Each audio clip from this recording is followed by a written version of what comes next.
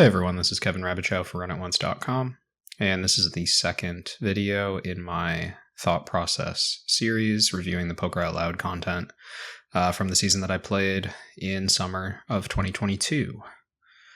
So if you didn't see the first video, I would recommend it. I spent more time on this slideshow in the first part, just talking about my approach to refining a thought process and simplifying a thought process. But I'll do a really quick summary both for you and for myself so that I know when I'm watching through the footage what kind of details I'm looking for. So in routine spots, the category routine spots being, any situation where you have a fixed strategy that you're already very familiar with, my process starts by bringing up that overall strategy to front of mind, whether that's by just like reminding yourself what position you're in or what stack sizes are or what the flop texture is or whatever it is, just recalling the strategic plan. And then some sort of cue, step 2 here, I called it look left for live games. So looking at the action that has yet to happen for information. And basically what we're doing there is we're giving ourselves a cue to remind ourselves to find a chance to deviate away from our typical strategy. Majority of the time this won't change anything, but we're just giving ourselves that opportunity to deviate. And if we don't notice anything, we're just going to proceed as planned. For uncommon spots, so anything where there is not a fixed strategy that you're trying to execute, my first step is to review the hand. So to take in all the information, remind myself of how I got here, and really just give myself the time to process all of the information that I have available to me. And based on that, step 2, we're trying to make a pure decision. Can I make what I feel is just the highest EV play without mixing, without considering balance, without considering my strategy whatsoever? If the answer is yes, we do it. If the answer is no, then we move on to step 3, where we try to approximate a theoretical plan. So this is my recommendation for having a simple thought process. Again, if you missed the first video, that's your quick summary. Let's get into some of the footage. So I'm just going to warn you ahead of time, this hand is a pretty long one. So I think I'm going to stop this one frequently. I'm not going to wait for street by street. I'm just going to stop it frequently, and I'm going to talk about what I'm hearing. Here from the cutoff, I definitely want to be opening a very wide range of hands. I think I have a very good position at the table in this spot with what I perceive to be a weak bottom in general. So I'm just going to go for my first raise in at the table and go from there. So it sounds like Michael is saying this is his first raise. I don't remember exactly what this is episode 2, but there haven't been that many hands, so I don't remember what happened up until here. I'm pretty sure he played like a 4-bet pot already, but he does point out that there is a weak button. That's me. He's referring to. He apparently does not know who I am before the filming, so he's proceeding in this hand with the approximation that I'm not a strong player. That might become relevant later. Raise to 30. So facing cutoff open on the button, I'm going to be playing a pretty aggressive 3-betting strategy, even though we're 200 big blinds deep. My value range is a little more distributed in these situations because I expect more flats and not as much 4-bet aggression as if we were 100 big blinds deep. So in a tighter situation, I might randomize, but in this formation, I'm just going to always 3-bet. The button re-raises to 90. Small blind fold. So a couple quick things I like there. You can see that I'm observing the players left to act as I'm talking about the theoretical decision. I'm kind of burning a little bit of time by talking through so much about the situation. Part of this I brought up in the first video. Part of this is just for educational purposes for this kind of artificial game environment that I know is going to be used for content. So I wouldn't necessarily break down my whole plan in my thought process. I would probably just come to the conclusion that I know I'm 3-betting very linear in this spot. I know that Jacks qualifies, and then I'm just looking to my left to see if there's anything that's going to make me want to change my mind. For example, like a hyper-aggressive squeezer behind me. Maybe I'll remember that this is the case and choose to flat more often, or maybe I'll look behind me and see that someone's already reaching for raising chips, and then I can just flat. Just an example of why picking up information live is actionable, or how it can be actionable. But there's not too much about that discussion that actually affects the way I'm going to play this hand. Re-raise this to 90, small blind fold, big blind fold. So the bottom decides to go for the 3-bet, small bet size. I'm in the fence here about talking too much about my the actual hand situation, so most of my comments have been very general in this spot because I know they can see me talking, so that's interesting. Now my image is probably not very good at the table at the time because I've been quite aggressive so far. I'm not sure how well a 4-bet here will go through, so I'll definitely go for a 4-bet in the spot. It's a hand that I could also. Sometimes some people like to play tricky here and just call, but I don't think it's something that I definitely want to do. Some of the comments that I am making also are kind of misleading because I know he's watching me talk and you can see some of the words. I'm not sure about that. It's a weird spot, so I'll definitely go here for the 4-bet and go.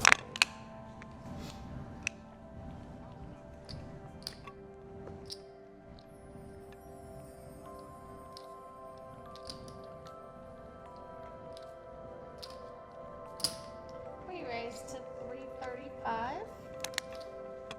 So I do think it's interesting whenever there's a lot of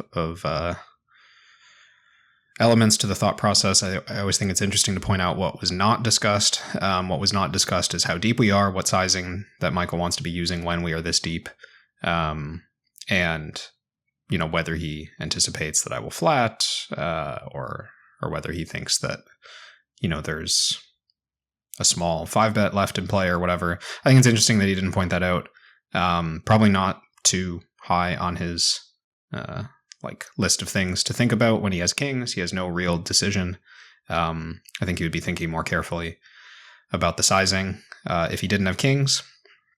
And it's just the type of thing that I think is important to recognize about your thought process, because if this isn't standardized and there's some variables, influencing the way that you end up sizing after the fact, then your sizing might indicate certain things about your range. I'm not saying that Michael's 4-bet size here indicates something about him being at top of range, but when you don't have pre-planning to your bet sizing built in, integrated into your thought process deep enough that it's going to come up when you have the nuts, then you do run the risk of subconsciously sizing differently and then portraying information with your sizing. So I think that it's really important in these uncommon spots. I think we're definitely in the uncommon spot territory now, where this isn't a routine situation anymore.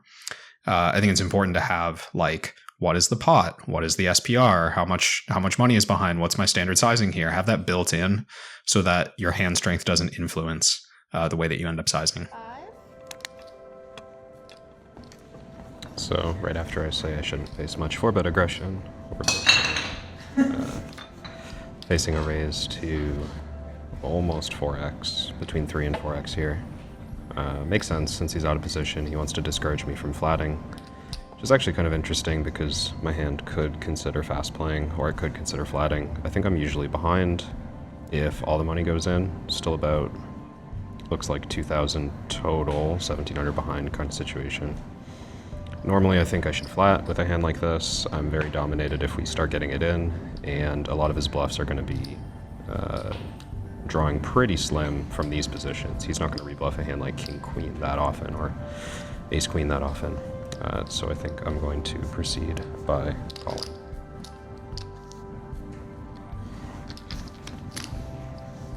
Calls 335. Heads up.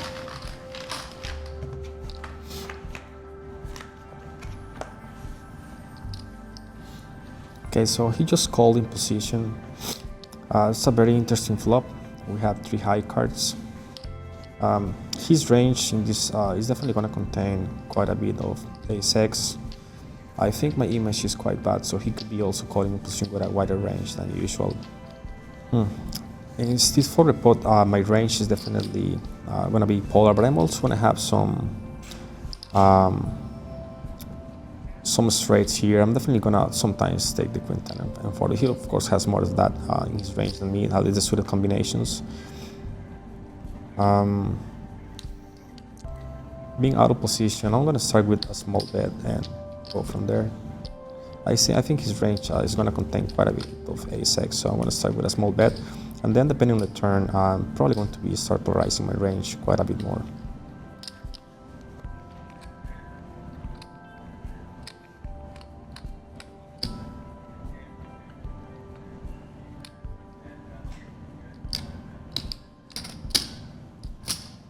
The bet is 265. So I think this is already kind of interesting. Just skipped over my own last pre-flop thoughts there. I didn't think there was too much to go with. Here is where I think like uncommon spot territory can get really complicated for players, especially players who are very theory oriented in their procedure. So I think Michael qualifies in that category. Like, he wants to be playing in a theoretically sound way. He is speaking about this situation in a way where he's like trying to put together the range versus range interactions and who's a favorite and who's supposed to be doing the betting and things like this. And I do think that's quite challenging, especially, I mean, in this environment where he has unlimited time and he's able to talk through his thoughts freely. I think it's okay. But trying to do this with a shot clock in an online game, or trying to do this in, at a final table in a live tournament, would be almost impossible. And I think that's the kind of like overly complex thought process that leads people to making a lot of like impulsive, poor decisions in pressure spots.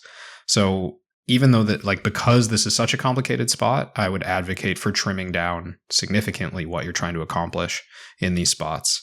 Really, it's just a matter of like, is this a betting spot for me? Probably. What sizing makes sense? Small. Like, that wouldn't have taken that long to come to a conclusion about.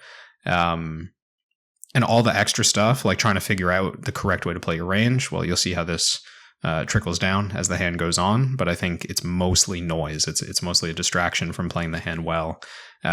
Quick comment on sizing. I mean, he describes the spot as just like, I want to bet small, but then bets like 40% pot, setting up pot behind. I think it's relatively big. Maybe just a small difference in style or a small difference in how we perceive small. But I'm not even sure that the pot's being tracked correctly here. And basic information like that, I think, should be a much higher priority than like the very complicated stuff, like who has more straights or who has more two pair combinations. The details that are going to be hard to figure out how exactly they affect the way I'm supposed to play my hand. So facing 265 on this board, I'm not sure if he's going to range c-bet in a situation like this. There's a number of ways you could approach a board with 3 Broadway cards, because some of his weaker hands do not need protection. Something like King 10 or King 8 suited kind of pre-flop bluff probably wants to check. But a lot of his value hands, Ace King, Kings Aces, which he has a lot of and I almost never have other than Ace King, he's just going to go bet and keep betting at a high frequency. So I don't think there's that much incentive for me to raise with anything. There's no flush draw to worry about. A lot of his bluffs are low equity, and his marginal hands are very likely to stay marginal. So I think I play my whole continuing range here as a call, and this hand is going to do the same.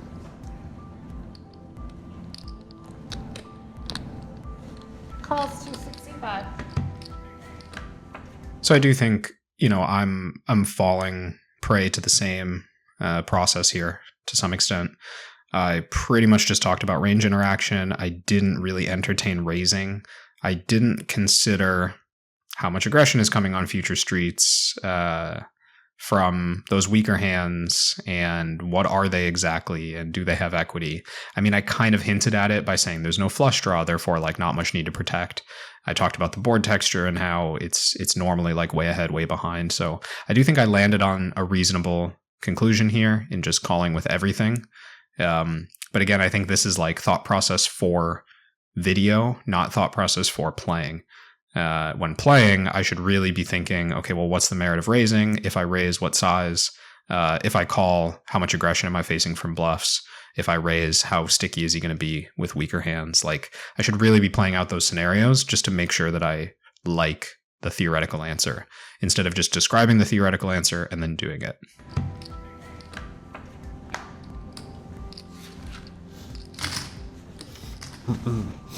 The turn doesn't change many things except that now there's a flush on the board. Also, a few of my bluffs like ace-5 now have aces up. I think he's definitely going to have quite a bit of hands like ace-queen, ace-10 here. Could potentially have even ace-jack.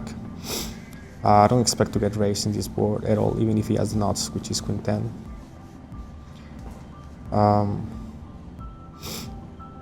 Yeah, after he calls the flop, I'm pretty sure that he's going to have... I don't think he's going to be floating me with just a random hand here.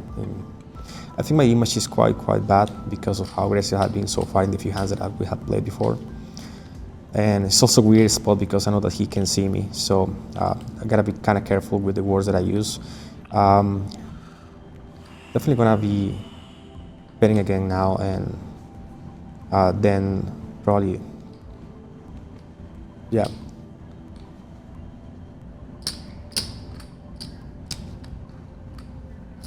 Well, that's 500. So you can see that, I mean, Michael comments on the fact that his spoken thought process is just a portion of what he's actually thinking about. And I think that's, good for him to point out to the listener so that you understand that he's like holding back certain things because he's concerned that, if he speaks about his hand, maybe I'll see what hand he's speaking about by like watching his mouth move, which is fair enough. So I think that it wouldn't be fair to like hyperanalyze what he says about how to play this spot. And I think it's just important to recognize that like he had some sort of instinct or some sort of clear idea that this hand just wants to keep betting because it's a blank turn and he has some certain hand strength. I actually think this is like a good example of how when you cut away all the like complicated discussion about the spot, you just end up making a really good play. This seems like clearly the best way to play the situation. And I thought his process on the turn here was actually pretty clean.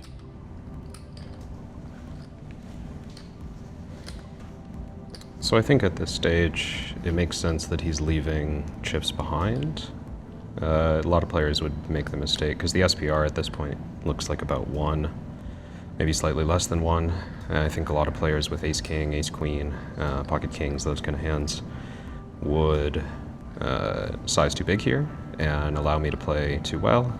Michael's doing a good job here of leaving money behind, making it harder for some of my marginal hands, which doesn't necessarily make me more likely to know if he's bluffing or value betting. It just means that he's playing his range reasonably in this spot. So it's hard to identify what he's going to continue bluffing with here, but I still maintain the idea that there's not a lot of value in having raising strategies here, especially when my hand is not particularly vulnerable, and flush draws shouldn't really make up a big part of his range in general here. If he did have a flush draw, it'd probably be ace-x suited or king-x suited, which is going to check a lot on the turn. So I think I'm still way ahead of bluffs, and it makes sense to me to continue calling, as I would with my weaker hands in this spot.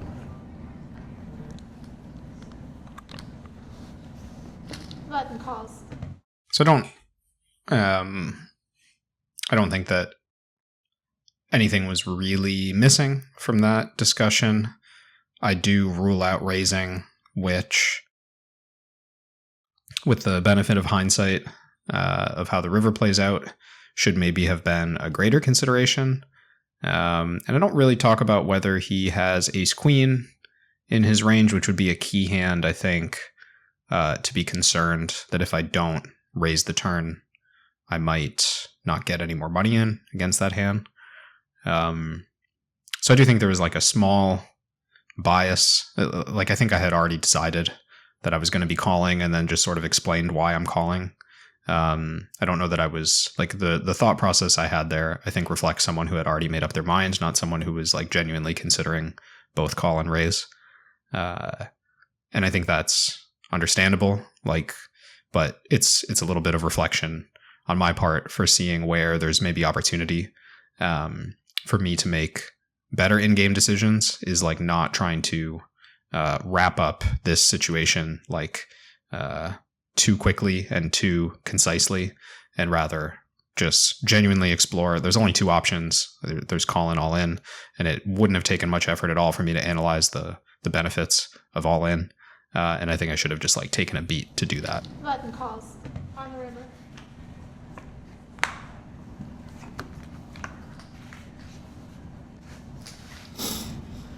Now the river is a really bad card in general because it freezes the action. Now if I was bluffing, a lot of my bluffs will contain a queen. I will be definitely barreling with a queen in my hand quite a bit. And that also his range contains a queen quite a bit. I think his range contains quite a bit of ace queen. So the river is really bad in general. Being out of position, I have like 1K behind, like maybe $900. Pot is quite big. My intention was to go all in. Is pretty much most rivers. Now in this one, I think I have to make a decision with my entire range. So I'm not going to be going all in out of position here with pretty much anything. Like if I was bluffing, I'll also probably have to give up a lot. Yeah, I think the play here is check my entire range. So I'll be checking here with hands like sets, two pairs, and even the straight, and allow him to bluff sometimes. He could also have some hands like maybe 8, 9 of hearts that floated the flop. That's possible. Yeah. A lot of his range is gonna be maybe ace 10, maybe ace jack. This is a very weird spot. I don't play that many 200 big blinds deep 4-bet pots out of position in tournaments. Typically I play with 100 big blinds or much shallower stacks. So it could be a huge mistake here that I'm choosing to check my entire range, but that's what I'm gonna do, and probably just run this on the solver later on. So Check. So you can it's the river process here is really interesting to me because you can hear that Michael's entire goal is like figuring out the puzzle of how his range is supposed to play this spot, and even ends his discussion of like, you know, this is my solution to that puzzle. I'm going to check my whole range and I'll check the solver later to see if I got it right. So you can see the difference in his process compared to what I'm recommending. He's basically playing a game of like, can I figure out the answer to this puzzle of how I'm supposed to play my whole range in this spot? I think this is not the way to make good decisions in game. I think this is the way perhaps for him to study the spot afterwards. Like that's very reasonable for him to be interested in the answer to this puzzle and study it afterwards.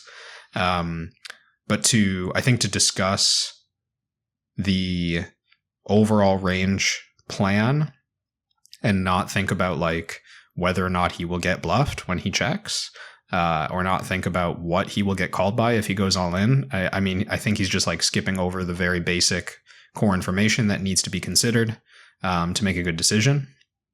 And not necessarily saying like he should play this hand unbalanced and forget about his range. But I think in order to figure out the way to play his range, he will come to a better answer if he starts with this process. If he starts with the process of figuring out like, okay, if I go all in, I'm going to get called by these hands. I'm going to get these hands to fold. If I check, I'm going to get bluffed by those hands. These other hands are going to check behind.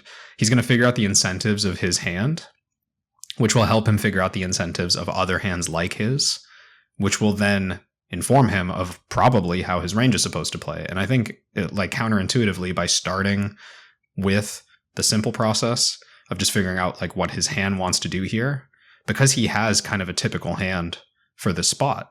So I think that in situations like this, you're very often better served by just trying to figure out like what's the best play I can make right now. And then almost as an afterthought, again, like going through this process of trying to play max EV now and then figure out the theory later. As an afterthought, thinking, okay, and yeah, that makes sense. I can be balanced in this way. I think that by deciding that his range wants to check here, he just kind of goes on to figure out ways to justify it. And I'm not saying this is like a fault to Michael's process. I think this is extremely common for high level players to try to solve this puzzle in game. And I think this is just a good example of how it can go very wrong. Because if he knew my hand, if he knew my hand, he would certainly want to go all in. And he would certainly not want to take the line that he ends up taking here. So interesting spot when the 4 straight comes in on the river. Queen X in general is a big part of both ranges. I would think more so in my range. For Michael, I'm a little more concerned. Ways to make a straight are mostly ace-queen. An ace-queen is not always 4-betting pre-flop, and it's not always double-barreling. Although I think it's double-barreling very often once it gets here. So I think the more likely ways for him to have a straight are discounted because of pre-flop. And the turn bet for pocket queens would be a little bizarre to me. Not to say that he couldn't ever have it, but I think it's unlikely. So I think ace-king is a really big part of his range. I think ace-10 offsuit is possible. I think ace-x of hearts is possible. And even some bluffs that improved on the 10 to a weaker hand than mine, like pocket 10s or maybe 10, probably not 10x. So I think my hand is a value shove here. I should be able to represent a few bluffs like king x of hearts or ace x of hearts that decide to try and fold him off of 2-pair on this river. And I think the only automatic call he's going to have is pocket kings, whereas pocket aces is somewhat likely to trap me on the turn. But I do expect to lose sometimes to kings and aces. I just think it would be a mistake not to go for value here.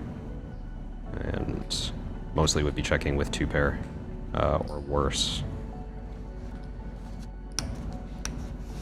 All in. So I think throughout this whole hand, I'm probably the happiest about my river decision-making process here. I think that was really clean. I jump right into trying to figure out where my hand is at against the way I expect him to play this hand, which I think is subtly different from trying to figure out how strong my hand is in this like abstract theoretical realm. So I'm really just talking about like how likely is he to have a straight? How likely is he to have ace king? How do I think he would play aces kings? Maybe king 10, ace x of hearts, pocket 10s, right? So I'm pretty much just assessing the likelihood of where all those hands would land in this actual hand, like playing this actual hand against Michael, and trying to assess the equity of pocket jacks within that space. So I'm not really trying to say, okay, I think the equity of jacks theoretically is 73% or whatever the number is. I'm mostly just trying to figure out, for this much money, the way this hand has played, is it too thin to bet for value? And I decided no. And that's considering that I expected some better hands to just be here and call me. So I'm pretty happy with the way that I approached this one. I did go through the process of saying like, and I could bluff this and I can bluff that, but it's mostly about like perceived bluffs. It's mostly just a double check on my part to say, yes, my equity might be pretty good here, but if I go all in, is he actually going to call me? So that's why I go through that little extra step of identifying what my perceived bluffs would be. And fortunately, I named the same hands that Michael named before he checked the river. So I actually think that he happens to have the king of hearts. So some of those bluffs don't exist, but we identified the same potential bluffs on the river here, which means that, my thesis about him expecting me to have bluffs from this part of my range is reasonable. If those hands didn't exist, then maybe I just check because yes, I might be ahead 80% of the time, but he's going to have a hard time calling if he can't put me on certain bluffs. So, I mean, that part I didn't quite guess correctly, but I do like that I went through the sort of back-checking process to see, okay, like, yeah, I'm ahead of enough stuff, but will he actually call me when I'm ahead of him? You count it, please.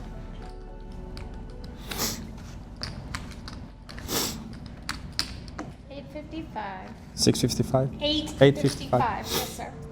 Yeah, so it's a tricky spot. Now, of course, if I had a queen, I'll just not call him. Right now I can talk freely because he pretty much knows that I don't have the straight.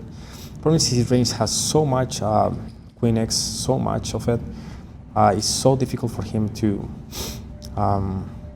be bluffing here. Now, he could be taking, if he's bluffing, he could be taking something like the ace-10 maybe, and be turning a hand like that into a bluff. Is so difficult for him to have just a pure airball here, except a few combos of maybe something like 9-10 of hearts, something like that. He could also potentially have something like king-10 with hearts. That also makes sense for sure. But I have the king of hearts, so he can't have that. That's a problem.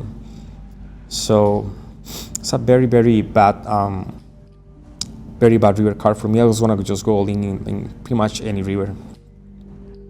Could also have just shoved the turn when the heart came, but I don't think that's necessary. I think in a 4-bet pot, just splitting my range completely and betting 3 times across all the streets was the right move. Now I could also have just shoved the turn and put him on the spot when he has 2 pairs, because he has a bunch of 2 pairs here, like ace jack and ace 10 definitely. He definitely has the queen quite a bit in his range. I think his range is a lot of ace queen, unfortunately, because the 3-bet calling position just makes such a huge portion of his range. I'm getting a very good price, of course, to call here.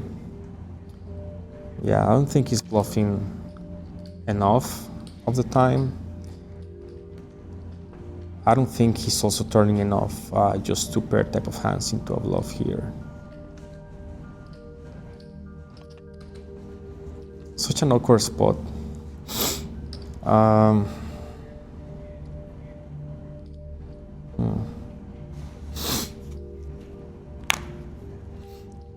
Yeah, I could also just have gone all in and put him to the test when he has 2 pairs. I don't think, but checking the purpose of checking the river for me is because I don't think that he's gonna be capable of turning enough hands like ace-6 into a pair. Like if he has, even if he called me pre-flop with something like ace-4 of spades, for example, I think he probably just folds the turn when I bet again.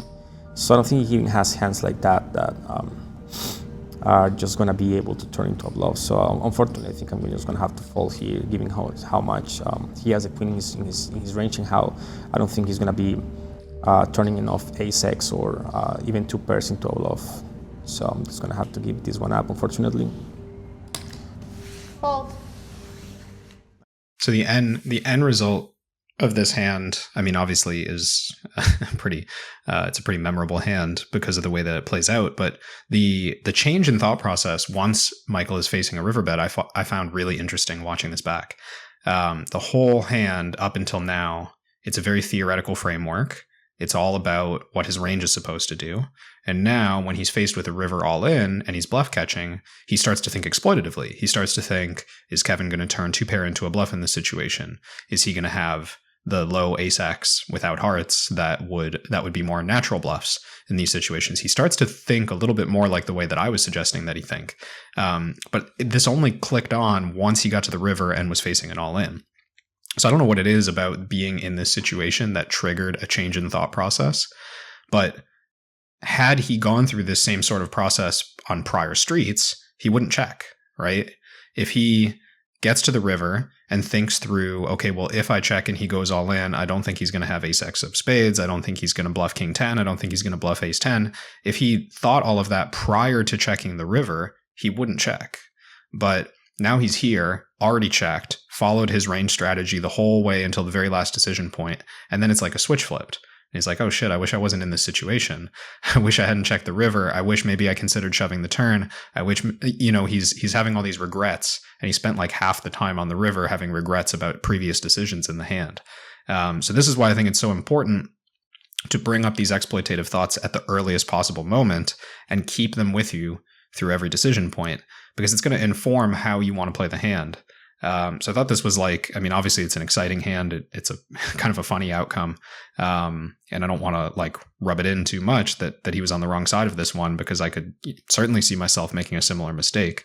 But I think that the shift in thought process and the eventual understanding that an exploitative thought process in these situations is a good idea makes it clear to me that it would be a better procedure to walk through that kind of mental simulation, right? Look forward and think, if I check, is this player going to bluff and with what? If I bet, is this player going to call and with what? Trying to make reasonable conclusions about that. And maybe you're going to land on a non-theoretical but higher EV conclusion. Raise.